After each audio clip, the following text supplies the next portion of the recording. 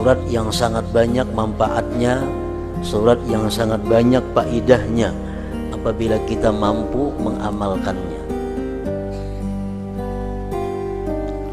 Rasulullah sallallahu alaihi wasallam bersabda, Alif Lam Mim Tanzil taji'u laha janahani yaumal qiyamah tuzillu sahibaha wa taqulu la sabila alaihi la sabila alaihi.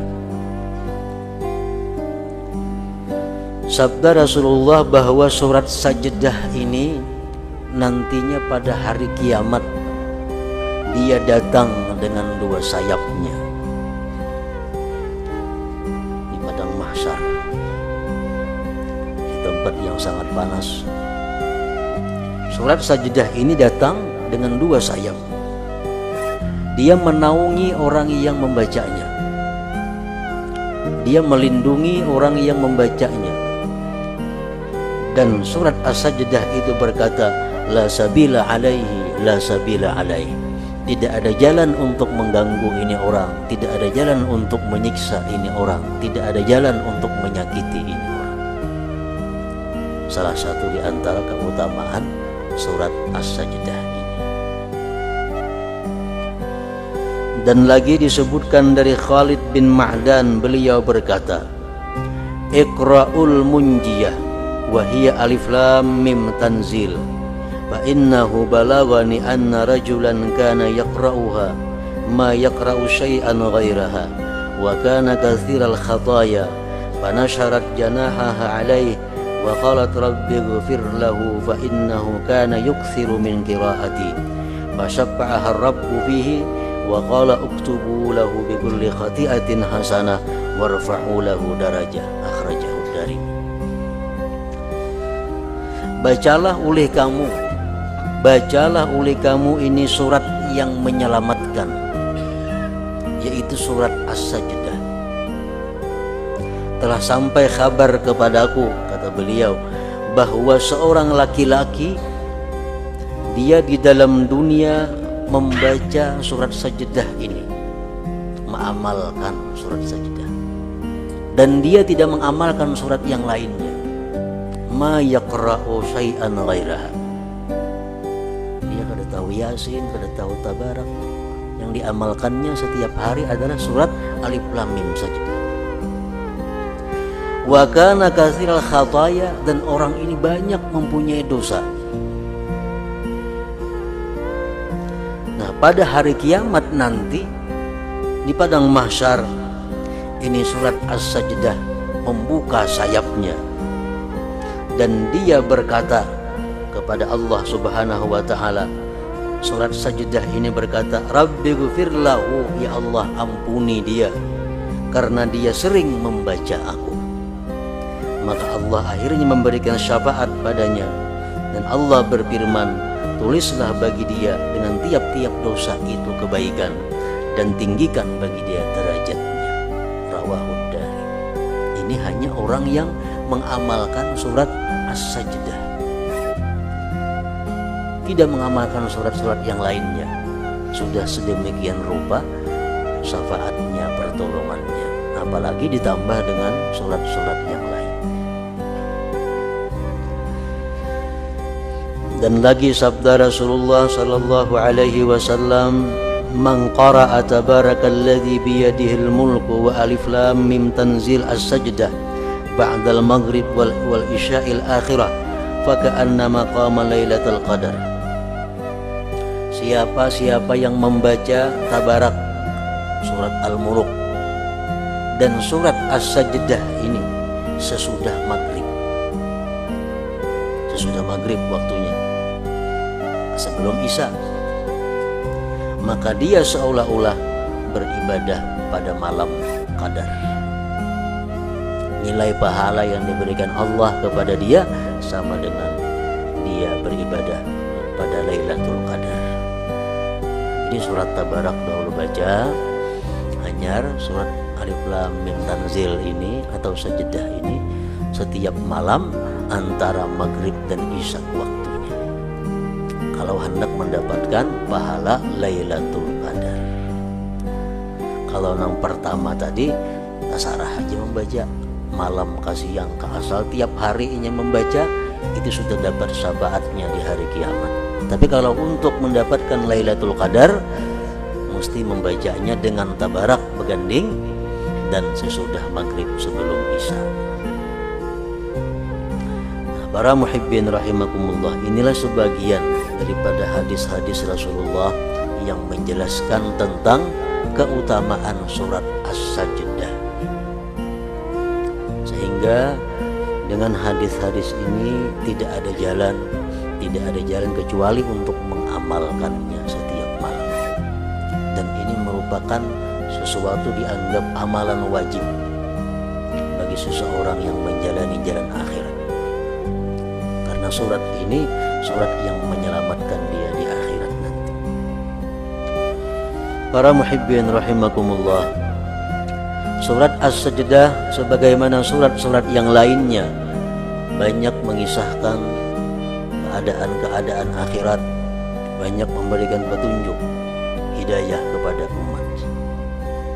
Antara lain kita ambil satu ayat dari surat Sajdah yang berbunyi, Qul yatawaffakum malakul mautil ladzi wukkila bikum thumma ila rabbikum turja'un. Firman Allah, katakan wahai Rasul,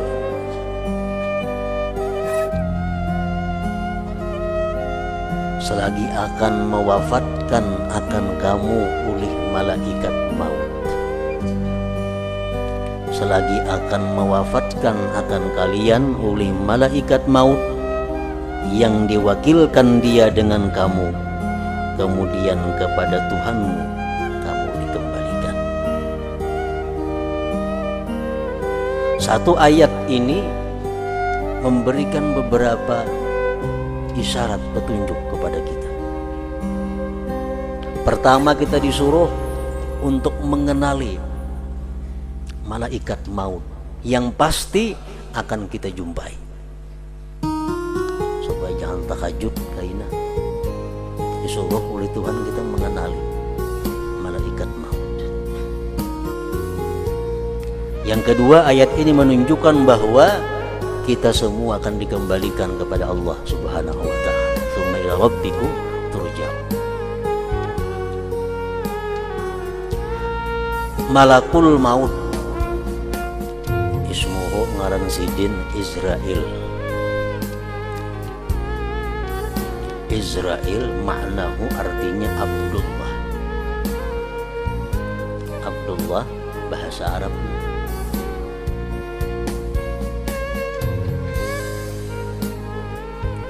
Lahu rusulun, bagi malaikat maut yang bernama Israel ini banyak mempunyai utusan-utusan yang selalu dikirim kepada manusia. Makin banyak utusan-utusan itu datang kepada kita, artinya makin dekat nang mengutus datang kepada kita.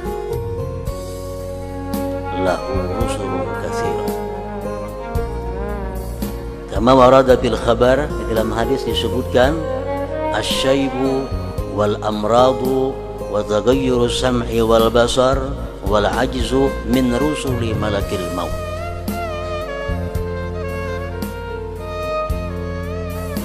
Bermula uban, penyakit, berubahnya pendengaran, penglihatan, lemah anggota tubuh, itu merupakan sebagian daripada utusan malaikat maut. Rambut kita dahulunya hirang, dahulunya bagus, tiba-tiba datang putih. Dijabut sebilah tumbuh 2, jabut 2 tumbuh 5, makin banyak utusan. Dulunya sihat, dulunya kada pernah sakit, datang utusan malaikat maut, mulai datang macam-macam penyakit. Dulunya mata, telinga normal, sekarang mata betasma, telinga pakai alat. Dulunya kuat, sekarang lemah. Itu semua kata Rasulullah adalah min rusuli malakil maut, utusan-utusan malaikat maut. Dan ini merupakan bagian dari kasih sayang Allah Subhanahu wa ta'ala kepada kita, bahwa kita dikabari oleh Allah. Jauh-jauh hari kita dikabari.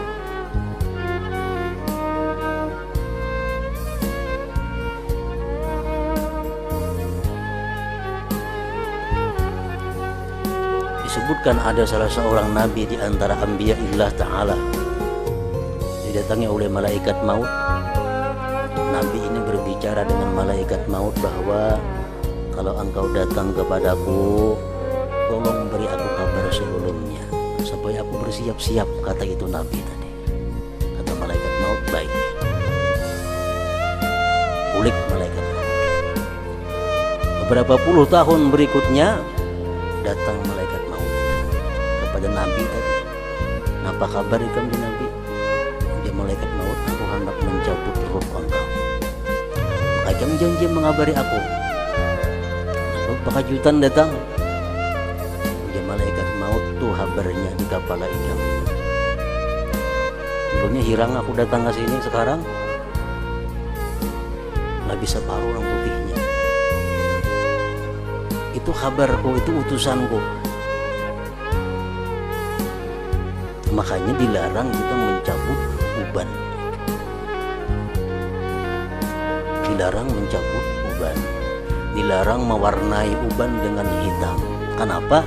Semacam kada sudi dengan utusan malaikat maut itu. Menyebabkan kita lupa dengan keadaan kita yang sebenarnya. Para muhibbin rahimakumullah. Namun kadang-kadang ada orang yang tidak ada utusan malaikat maut langsung mati.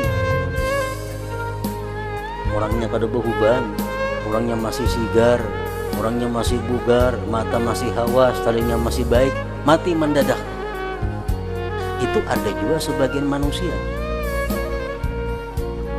Rasulullah SAW bersabda, mautul faj'ah rahatul mu'min wa asabun alal fajir. Rawahu Ahmad. Mati yang mendadak seperti itu sesuatu rahmat, sesuatu kelapangan kalau dia orang yang beriman.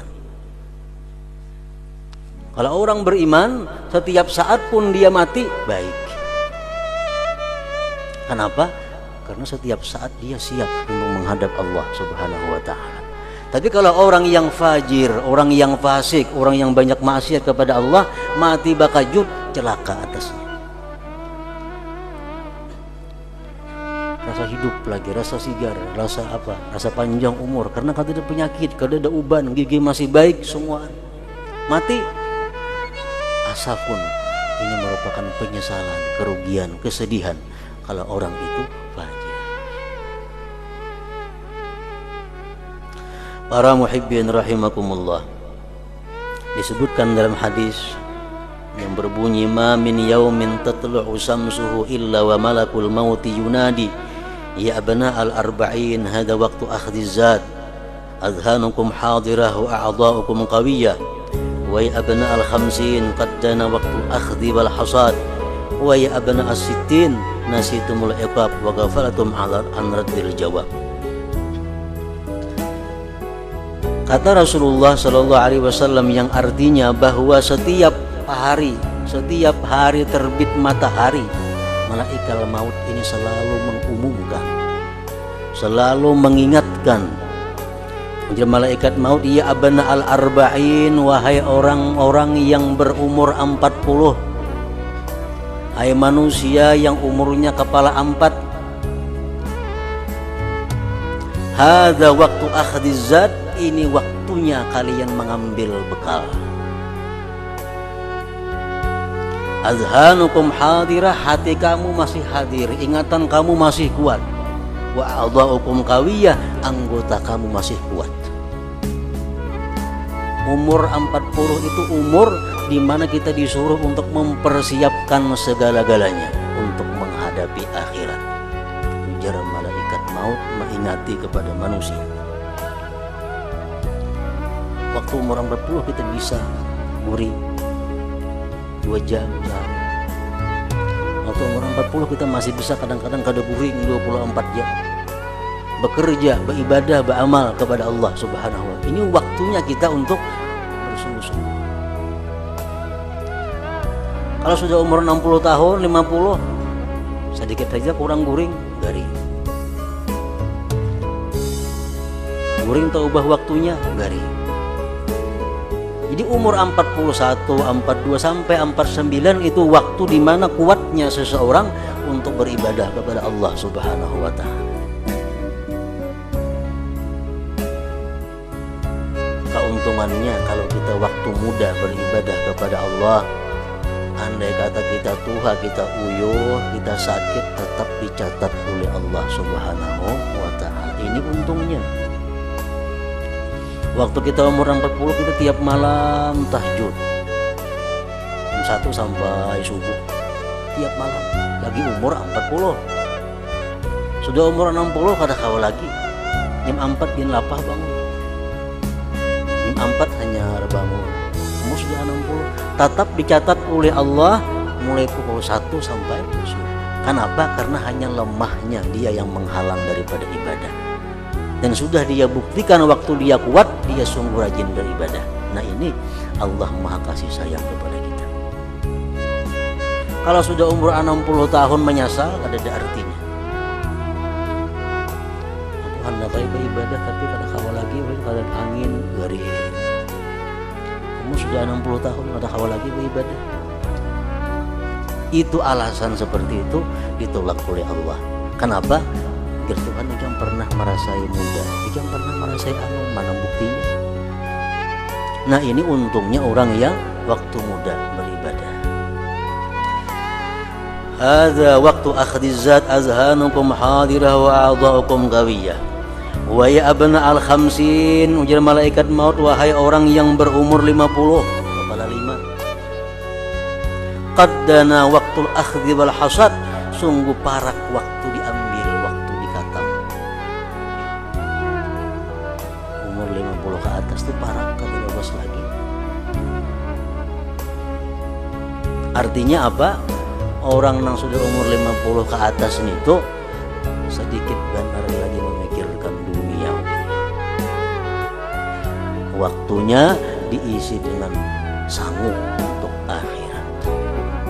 Umur sudah 50 lebih.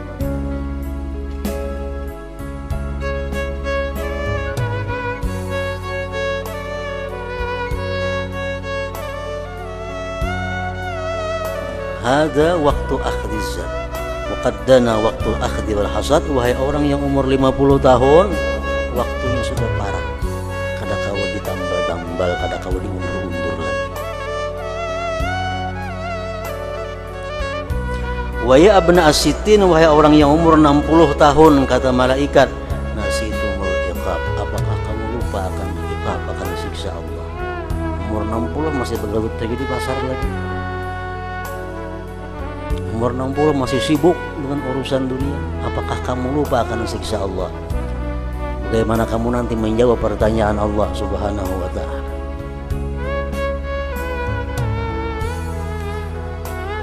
Para muhibbin rahimakumullah, itulah seruan malaikat maut kepada kita.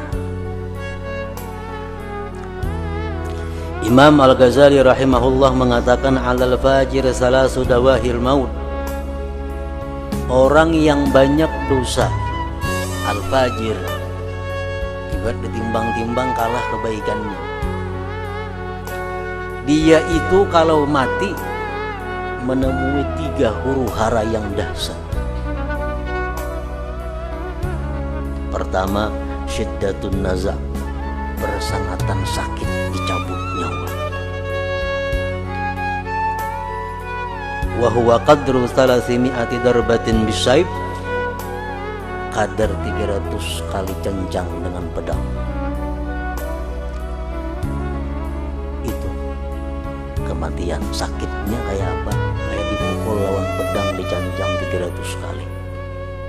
Itu sakitnya orang mencabut nyawa.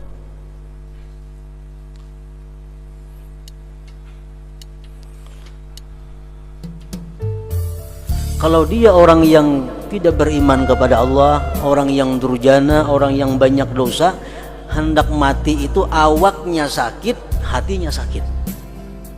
dubul. Hatinya sakit, awaknya sakit.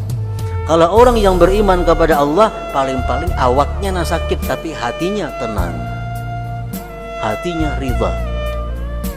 Rasulullah berkata, al-maut kafaratul mu'min. Kematian yang sedih, yang sakit itu merupakan kafarat dosa bagi orang yang beriman kepada Allah.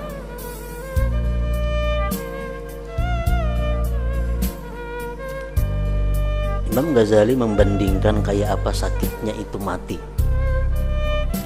bagi orang-orang yang jahat. Contoh, andai kata kita dipukuli oleh perampok, mulai kepala sampai betis dipupuhnya,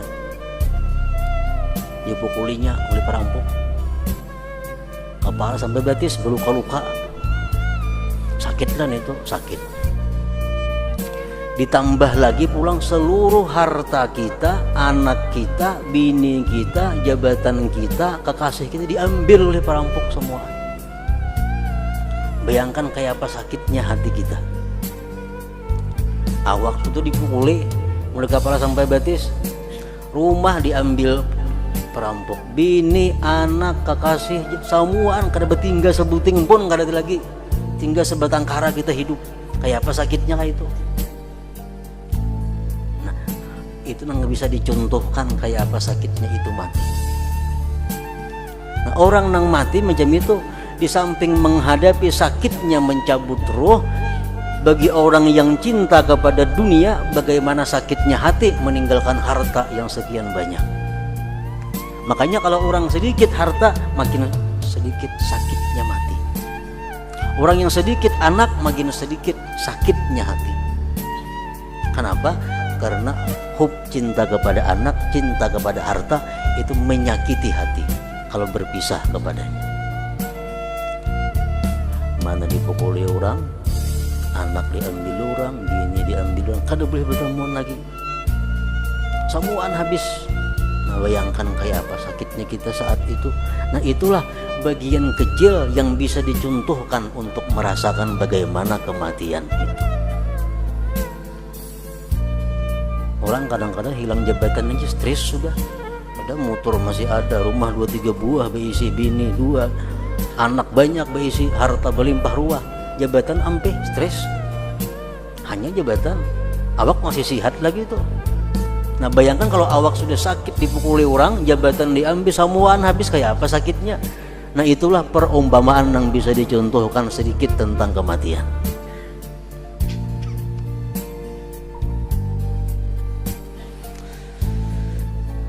Lain hal orang beriman. Nah, orang beriman, orang yang takwa kepada Allah, orang yang tawakal kepada Allah, ada akan menemui sepedih itu. Sakit-sakit dia mati itu, cuma kada sesakit gitu. Kenapa? Karena hatinya kada tergantung kepada yang dicintainya tadi. Pertama, sakitnya mati. Yang kedua, bagi orang yang banyak dosa itu adalah musyahadatu surati malakil maut. Dia melihat bagaimana bentuk rupa malaikat maut yang akan mencabut nyawanya. Rajulun aswad, laki-laki yang hitam, qaimus sya'ar, rambutnya cagar, muntinur rih, bau busuk, aswadus thiyab, pakaiannya hitam, yakhruju min fihi wa manakhirihi lahibun nar wa duhan, keluar di mulut dan di hidungnya kukus dan api. Ini tenang datang tempat yang mencabut nyawa ini. Itu kalau kita banyak dosa, banyak maksiat, malaikat mautnya macam itu nang datang.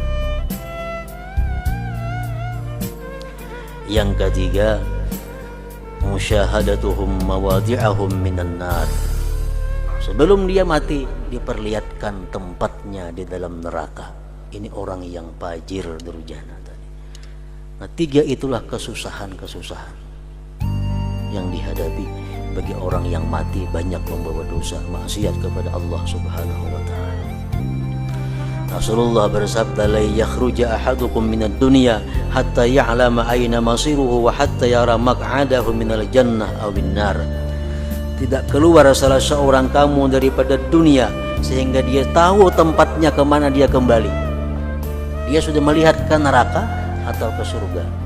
Makanya kalau kita perhatikan orang-orang imbah mati itu atau hendak mati itu rata-rata menangis. Ada tangis gembira, ada tangis duka cita. Kenapa? Saat itu dia dilihatkan Allah tempat yang bakal disinggahinya, tempat yang bakal ditempatinya. Yang melihat surga, tangisnya tangis gembira, air matanya jernih. Yang melihat neraka, tangis juga, tangisnya sedih, air matanya keruh. Demikian penjelasan dari beberapa hadis Rasulullah SAW. Para muhibbin rahimakumullah, mengingat malaikat maut, mengenal malaikat maut, mengingat kematian merupakan sesuatu yang disuruh oleh agama. Rasulullah bersabda, "Aktsiru min dzikril maut fa innahu yumahhitsu dzunub wa yuzahidu fid dunya." Banyak-banyaklah kamu mengingat kematian, karena itu menghapuskan dosa dan membuat kamu renggang dengan dunia. Isuk mati, siapa yang wani ke pasar hari ini nah? Siapa yang wani bulah baju hari ini kalau isuk tahu bakal mati? Orang yang mengingat kematian, orang yang terhapus dosanya dan dia akan renggang dengan dunia.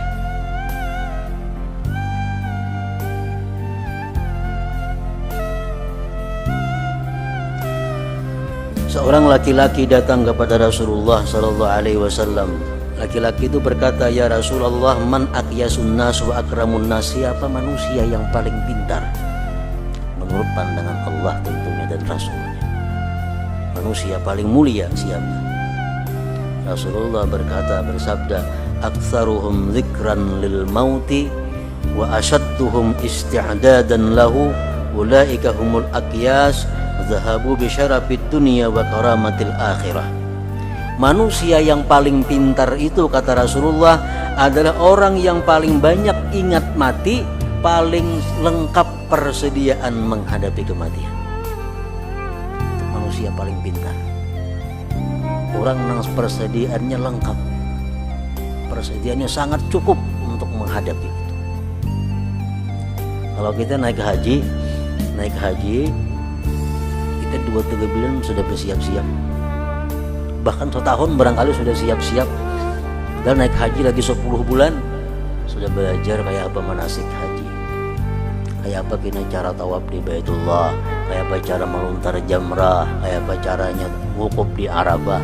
Padahal lagi 10 bulan kita hanya naik haji. Kita bersama duit cukup untuk ini, untuk itu, semuaan bekal, bersanggup kain ihram, bersanggup ubat, bersanggup macam persangguan, makin lengkap makin bagus. Padahal musafir kita naik haji cuma 40 hari. Nah, orang yang pintar itu, kata Rasulullah, orang yang sudah lengkap persediaan menghadapi beberapa tempat-tempat yang membahayakan, menghadapi malaikatul maut. Nah, apa sanggup kita? Menghadapi munkar nakir, apa sanggup? Menghadapi zabaniyah, malaikat-malaikat yang menarik ke neraka, apa sanggup? Menghadapi berjalan di siratal mustaqim, apa latihannya dalam dunia supaya selamat, supaya lulus. Nah, orang yang pintar, orang yang bersanggup untuk itu, kata Rasulullah sallallahu alaihi wasallam. Wa asyadduhum isti'dada, dan orang yang paling sangat di antara mereka persiapan. Ulaika humul aqyas, mereka itulah orang yang cerdik pandai. Zahabu bi syarafid dunya wa karamatil akhirah, mereka itu akan pergi dengan kemuliaan dunia dan akhirat. Jadi mengingat kematian merupakan sesuatu yang sifatnya ibadah. Kafa bil mauti wa idza, ujar Nabi, cukup kematian itu sebagai guru, cukup kematian itu sebagai pepadah nasihat. Amun kita mau ma'atibar, makanya disuruh bila kita melihat orang mati, menyembayangkan ma'atar ka kubur, dapat pahala kayak gunung Uhud 2 biji genalnya. Supaya apa? Supaya manusia ini ma'atibar, ukay ini kina aku, maksudnya kayak itu. Makanya dianggap berdosa kalau kita tertawa di hadapan mayit.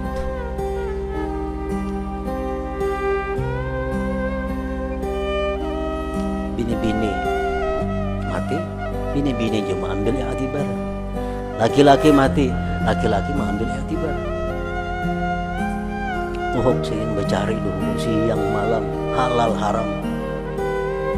Mati dibuat di dalam kubur karena apa dibawa rumah sagan bini. Sampai 100 kawin nang bini. Itu i'tibar bagi kita. Oh kayak itu kena aku berhimat mencari akan bini anak. Aku mati mana ingat lagi lawan akunya, beremian, berminuman, bermainan. Aku mah dalam kubur menyandangnya harta nang kucariakan siang malam halal haram itu hendaknya diiktibar oleh kita. Bini-bini iktibar, ada yang mati bini-bini mati tinggal galak kakalo. Nang laki kawin diunjuk ke bini hanyar galak kakalo rumah. Kayak apa rasanya tuh? Rumah bini nang hanyar, pakaian bini nang hanyar makanya, motor bini nang hanyar makanya, nang berisi motor. Nah, amun bibinian macam itu ma'itibar, insya Allah bibinian kada nang bakhilnya lagi. Tapi kada mau ma'itibar hingga orang nang mati itu kada aku. Padahal disuruh kena aku nang mati seperti itu. Nah para muhibbin rahimakumullah, kafa bil mauti wa idha, cukuplah mati itu kata Rasulullah sebagai penasihat kamu. Cukup orang mati sebagai penasihat kamu. Nah kita harapan kita kepada Allah agar kita ditetapkan iman Islam waktu menghadapi sakaratul maut itu. Ila hadratin Nabi sallallahu alaihi wasallam al-Fatihah.